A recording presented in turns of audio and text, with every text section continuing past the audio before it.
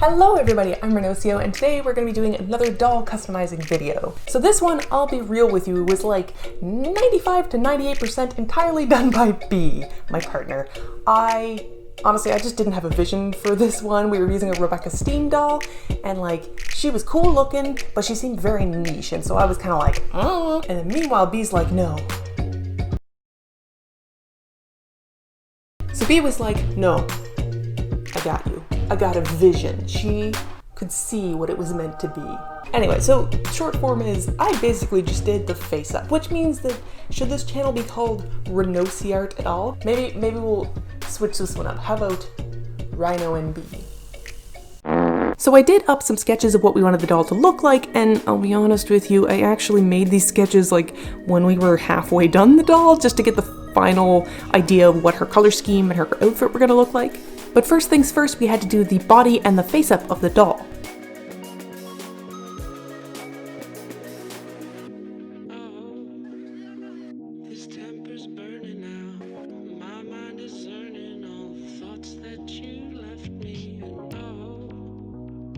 The body already had a lot of really cool design going on, so really we just wanted to highlight that. So we used watercolor pencils and pastels with oranges and reds and browns and greens to try to bring out like a metallic feel to them.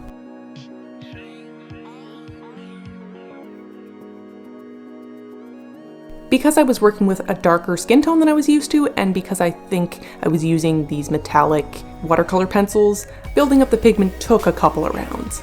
I used green and yellow for the irises, and then a lot of gold and silver metal.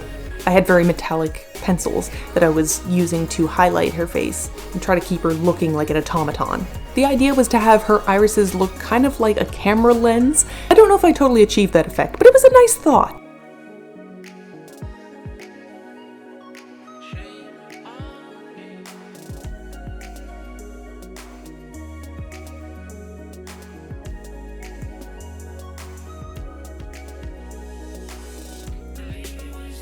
So as I mentioned before, this is a Rebecca Steam doll, which was specifically meant to be like a steampunk theme sort of thing. B had the fantastic idea to lean into that steampunk thing, but in her own way. For the longest time, we were joking that this character was a lesbian Terminator because she was meant to be edgy and futuristic, but also kind of steampunky and just had like big queer vibes.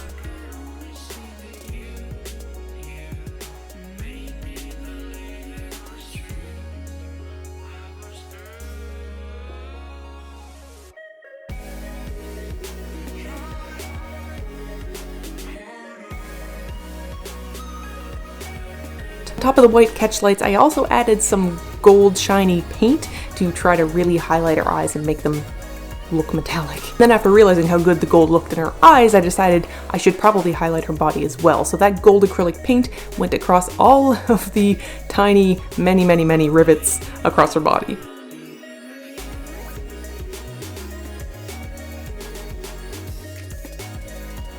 B was really inspired by the cyberpunk doll that Maria Lazar did, especially all the wires and the springs built into her body, so she wanted to do that kind of thing herself. This involved basically very carefully cutting a hole into the doll's leg, coiling some wire tightly around a dowel to get a spring shape, epoxy gluing that spring into the leg,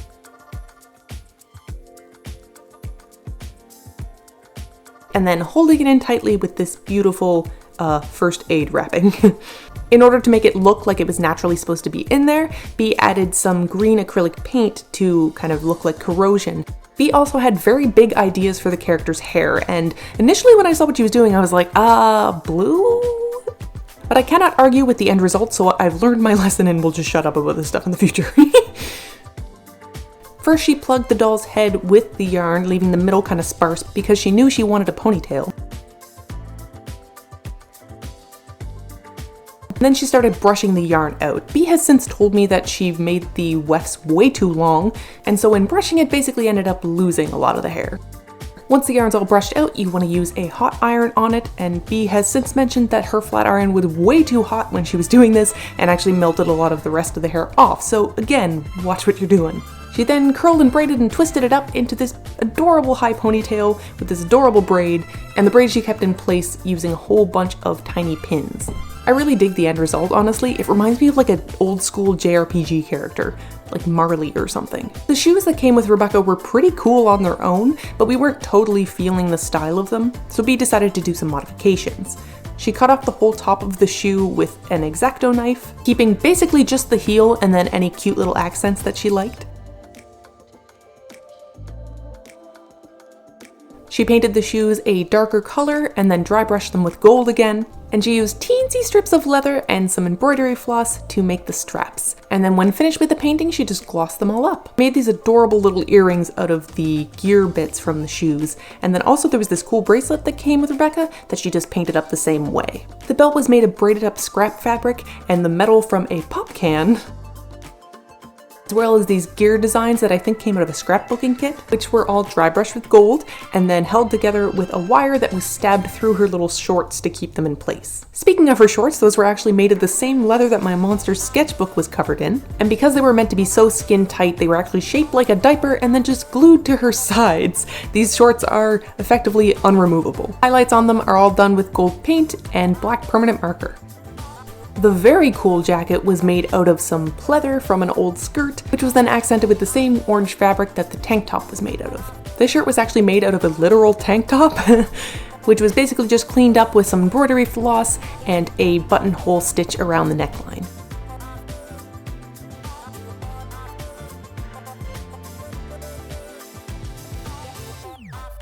Bea and I were both adamant that we didn't want this character to have a gun, so instead we decided to go medieval and give her a mace. A morning star? I'm actually not sure what these are called. The base of it is made out of air dry clay, and then each of the individual spikes were made of rolled up paper that were glued for sturdiness, then glued to the clay, and then all of the clay and the paper together was glued again to make everything stiff and solid. The handle was made out of a dowel, and the chain came from an old earring. And when Bea painted it up, she did it in black and, you guessed it, a dry brushing of gold. She said in retrospect she blames Delightful and would also have made this out of something lighter had she realized that the doll would not be able to hold it. And then after a few more finessing touches, she was done.